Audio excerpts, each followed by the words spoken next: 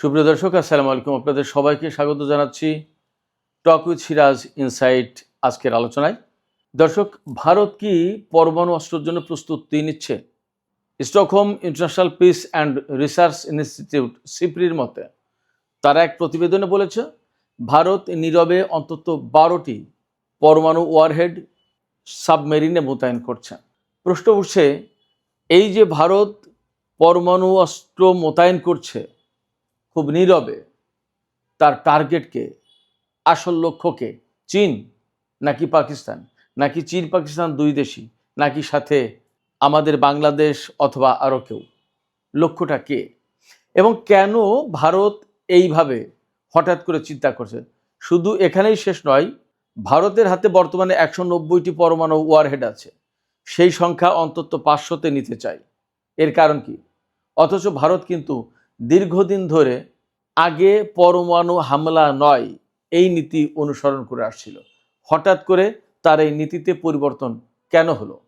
সুপ্রিয় দর্শক, talk with সিরাজের ইনসাইটে আজকে এই বিষয়টি নিয়ে মোটামুটিভাবে বিস্তারিত আলোচনা করার চেষ্টা করব। আশা করি ভিডিও ভালো লাগবে, আর যদি ভিডিও ভালো লাগে তাহলে লাইক কমেন্ট শেয়ার করবেন এবং চ্যানেলটি সাবস্ক্রাইব করে সাথেই থাকবেন। দর্শক, আগে একটু কৈফিয়ত দিয়ে নিই, তারপরে মূল আলোচনা শুরু করি।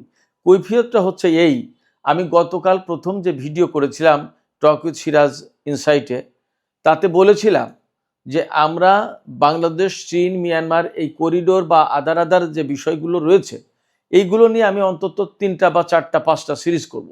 কিন্তু আজকে হঠাৎ করে ভারতের পরমাণু অস্ত্র মোতায়েন সম্পর্কে এই ভিডিওটা করছি এই কারণে, যেটা খুবই জরুরি এবং গুরুত্বপূর্ণ একটা বিষয়, যার কারণে আজকে এই ভিডিওটা করি। এরপরে আগামীকাল থেকে ইনশাল্লাহ আবার বাংলাদেশ, চীন, মিয়ানমার করিডোর, রোহিঙ্গা প্রসঙ্গ, বাংলাদেশ, চীন, মিয়ানমারের অর্থনীতি, সুযোগ সুবিধা, ভূ রাজনৈতিক কৌশল ইত্যাদি ইত্যাদি নিয়ে কয়েকটা সিরিজে আলোচনা করব। দর্শক, চলুন আমরা ভারত কেন পরমাণু অস্ত্র মোতায়েন করছে, তারা নীতিতে কি পরিবর্তন আনলো, কেন আনলো, লক্ষ্য কি, এই বিষয়গুলো নিয়েই মূলত এখন আলোচনা করি। সর্বপ্রথম কথা হচ্ছে যে ভারতের সাবেক এয়ার মার্শাল অনিল চোপড়া তিনি একটি প্রবন্ধ লিখেছেন এবং সেই প্রবন্ধে সিপ্রি অর্থাৎ Stockholm International Peace and research institution, যেটা এই সিপ্রির প্রতিবেদনে বলা হচ্ছে যে ভারত নীরবে তার সাবমেরিনে অন্তত 12টি পরমাণু ওয়ারহেড মোতায়েন করেছে। এই বিষয়টা নিয়ে মূল প্রতিবেদন রচনা করেছেন ভারতের সাবেক এয়ার মার্শাল অনিল চোপড়া। অনিল চোপড়ার যে রিপোর্ট আরটিতে প্রকাশ হয়েছে তাতে বলা হচ্ছে যে মূলত চীন তার পরমাণু কর্মসূচি আরও দ্রুত এগিয়ে নিচ্ছে এবং এখন চীন হচ্ছে বিশ্বের 3য় পরমাণু অস্ত্রধারী দেশ। রাশিয়া, আমেরিকা, তারপরেই চীন, তারপরে ব্রিটেন, ফ্রান্স, এরপরে ভারতের হাতে 190টি পরমাণু ওয়ারহেড আছে, আর পাকিস্তানের কাছে আছে 170টা। এখানে ভারত কিন্তু যে নীতি অনুসরণ করে সেটা হচ্ছে নো ফার্স্ট ইউজ, অর্থাৎ আগে নো ফার্স্ট ইউজ, NFU, আগে ব্যবহার নয়। অর্থাৎ ভারতের পরমাণু বিষয়ক নীতি হচ্ছে যদি কোনো দেশ ভারতের উপরে পরমাণু বোমা হামলা চালায়, পরমাণু অস্ত্র ব্যবহার করে, তাহলে শুধুমাত্র শত্রু দেশ যারা ভারতের উপরে এই পরমাণু বোমা হামলা চালালো বা পরমাণু অস্ত্র ব্যবহার করলো তাদের সক্ষমতা কমিয়ে দিতে বা সমপরিমাণ প্রতিশোধ নেওয়ার জন্য ভারত পরমাণু অস্ত্র ব্যবহার করবে। তার মানে ভারত আগে কোনোভাবেই পরমাণু অস্ত্র ব্যবহার করবে না, এটা তার লিখিত অঙ্গীকার বা কাগজে কলমের অনুসৃত নীতি, এই নীতি অনুসরণ করে। এখন যখন সমুদ্র ভিত্তিক যে সাবমেরিনে যে সমস্ত পরমাণু বোমা ওয়ারহেড বসানো হয়েছে বা হচ্ছে, সেগুলো কেন করছে?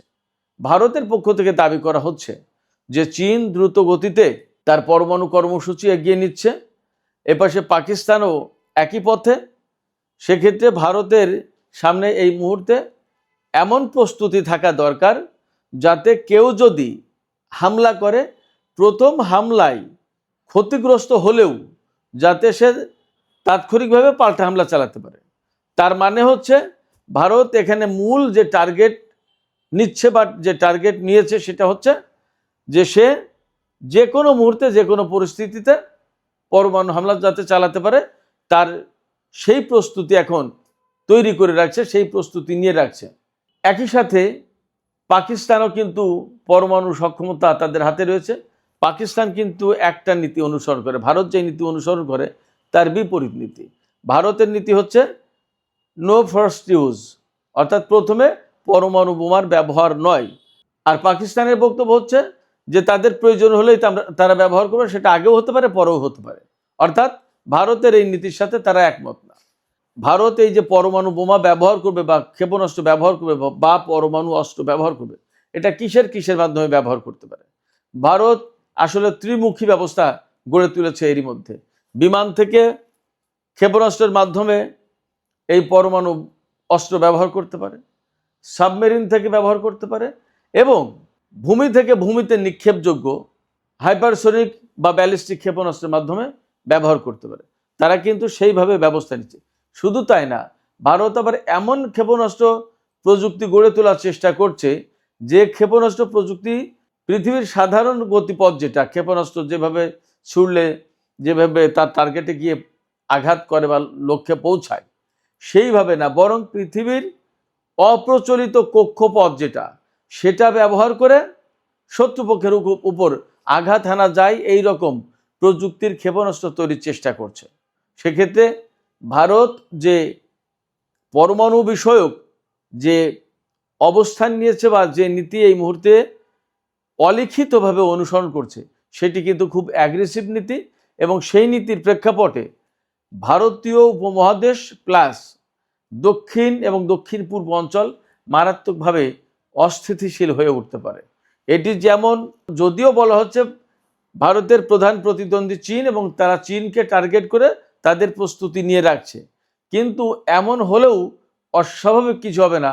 তারা বলছে মুখে চীনের কথা, কিন্তু আসলে হামলা করে বসলো পাকিস্তানের উপর, অর্থাৎ পাকিস্তানকে বিভ্রান্ত করার একটা কৌশল নিল যে আমরা চীনকে টার্গেট করে এই প্রস্তুতি নিচ্ছি, বাট অ্যাকচুয়াল লক্ষ্য কিন্তু পাকিস্তান। সেক্ষেত্রে আমার ধারণা যে পাকিস্তানও তার মতো করেই ব্যবস্থা নেবে। এখন এখানে প্রশ্ন হচ্ছে, পাকিস্তানের 170টা, ভারতের 190টা, পাকিস্তান কি পারবে? আসলে এই পারা না পারা, 170টা আর 190টা, এটার উপরে নির্ভর করে না, নির্ভর করছে কে কতটা দক্ষতা এবং সক্ষমতার পরিচয় দিয়ে এই সমস্ত অস্ত্র ব্যবহার করতে পারবে। আমি প্রথমেই বলিনি যে আমরা অবশ্যই যে কোনো ধরনের পরমাণু অস্ত্র ব্যবহারের বিরুদ্ধে। আমি ব্যক্তিগতভাবে মনে করি না যে পরমাণু অস্ত্র ব্যবহার করা উচিত এবং মানব সভ্যতার জন্য এটা কোনোভাবেই গ্রহণযোগ্য হতে পারে, আমি কখনোই বলছি না। অবশ্যই পরমাণু অস্ত্র মানব সভ্যতার জন্য আসলে গ্রহণযোগ্য না, কিন্তু বাস্তব কথা হচ্ছে যারা অর্থাৎ যে সমস্ত দেশ পরমাণু অস্ত্র বানিয়েছে, তারা কিন্তু এইটা প্রেমের বাণী ছড়িয়ে দেওয়ার জন্য এই অস্ত্র বানায়নি। তারা মানব সভ্যতার বিরুদ্ধে ব্যবহার করার জন্যই এই পরমাণু অস্ত্র বানিয়েছে। সে যদি ভারতের যে নীতি, সেই নীতিও অনুসরণ করে, তাহলেও তার পিছনেই রয়েছে, তার আড়ালে রয়েছে ব্যবহার করার প্রশ্ন। ভারত কি বলছে যে তারা আগে ব্যবহার করবে না, কখন ব্যবহার করবে? পরে ব্যবহার করবে। তার মানে ব্যবহার করবে, লক্ষ্য কিন্তু ব্যবহার করা। অর্থাৎ যদি কেউ তার উপর ব্যবহার করে পরমাণু অস্ত্র, তাহলে ভারতও করবে। আবার কোনো দেশ তো কোনো উস্কানি নেই, কারোর পরমাণু বোমা নেই, সেই মেরে দিয়েছে আগেই, একদম তৈরি করেই মানব সভ্যতার বিরুদ্ধে বেড়েছে আমেরিকা। জাপানের হিরোশিমা এবং নাগাসাকিতে আপনারা সবাই জানেন।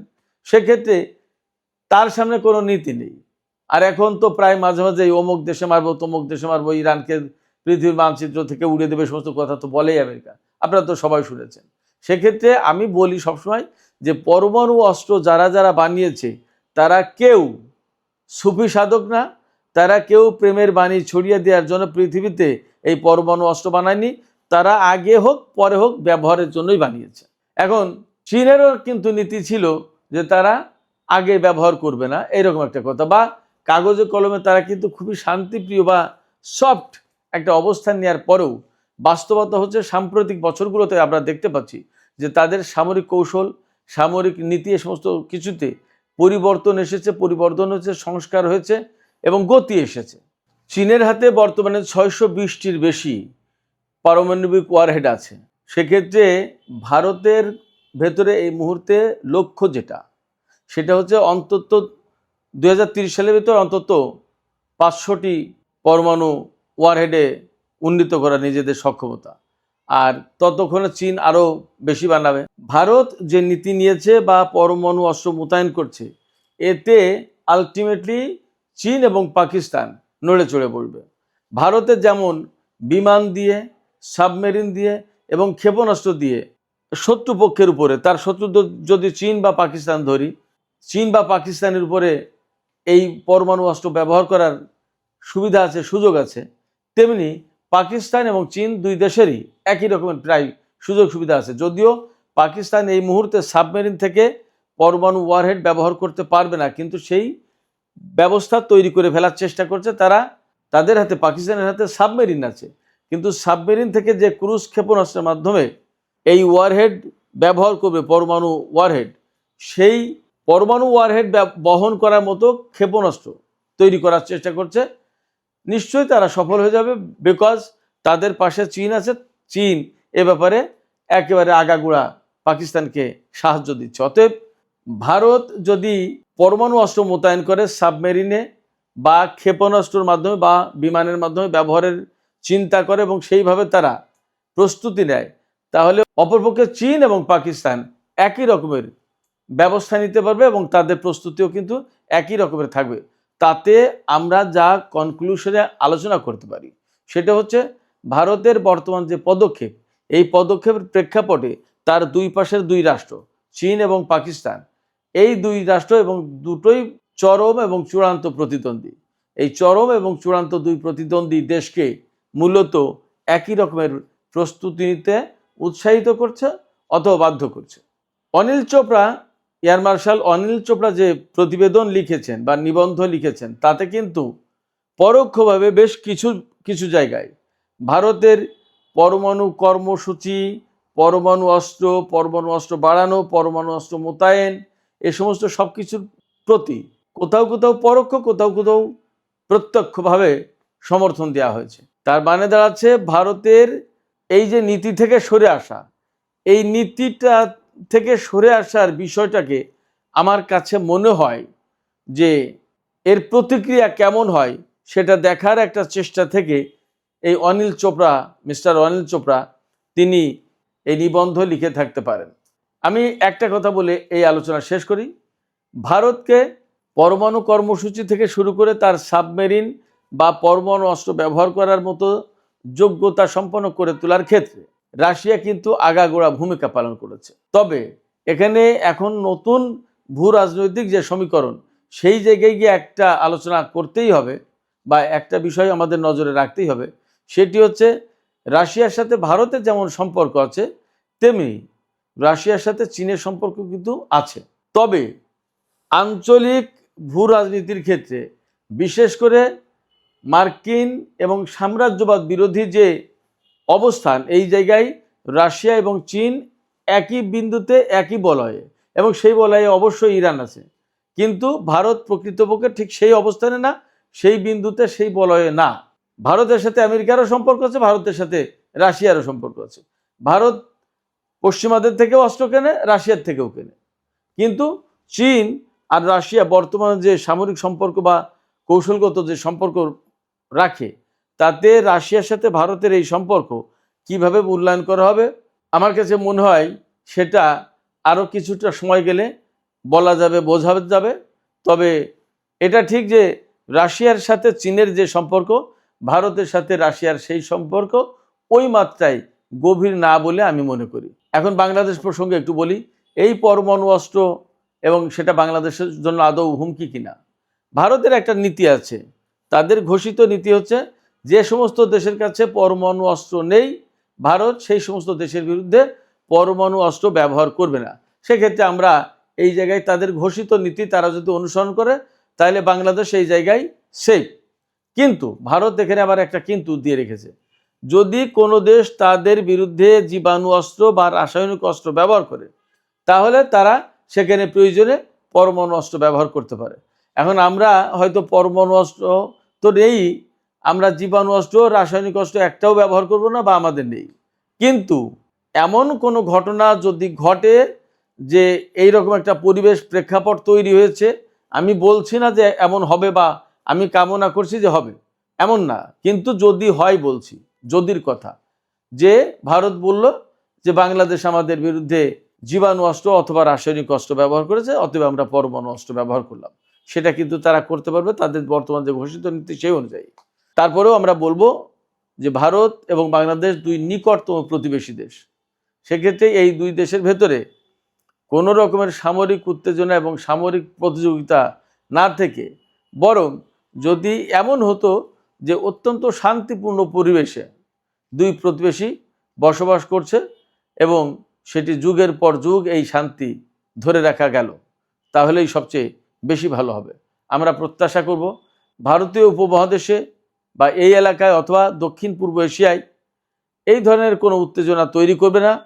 পরমাণু অস্ত্র তারা যদিও গোপনে মোতায়েন করছে, কিন্তু সেটা যেন ব্যবহারের প্রশ্ন না আসে এবং ব্যবহারের প্রেক্ষাপট তৈরি না হয়, সেই রকম একটা পরিবেশ বজায় রাখবে, আমরা এই আশাই করব। সুপ্রিয় দর্শক, আজকের আলোচনা এখানে শেষ করতে চাইছি। আলোচনা শেষে আপনাদের কাছে প্রশ্ন রাখতে চাই, আপনারা কি মনে করছেন, ভারত যে গোপনে গোপনে এই যে অন্তত 12টি পরমাণু ওয়ারহেড মোতায়েন করেছে সাবমেরিনে, এই যে মোতায়েন করা আসলে তারা চাইছে কি? তারা এর ভেতর দিয়ে পাকিস্তানকে মেসেজ দিচ্ছে, নাকি বাংলাদেশকে, নাকি চীনকে, নাকি সবাইকে? এবং তাদের এই রকমের নীতিটাকে আপনারা কিভাবে মূল্যায়ন করছেন? এই নীতিটা, এই যে পরমাণু অস্ত্র মোতায়েন করার যে নীতি, এই নীতিটাকে কিভাবে আপনারা দেখছেন, কতটা গ্রহণযোগ্য? আপনাদের মতামত জানিয়ে কমেন্টে লিখুন। আর ভিডিও ভালো লাগলে লাইক কমেন্ট শেয়ার করবেন এবং চ্যানেলটি সাবস্ক্রাইব করে টক উইথ সিরাজ ইনসাইটের সাথেই থাকবেন। আপনাদের সবাইকে অনেক অনেক ধন্যবাদ। আল্লাহ হাফেজ।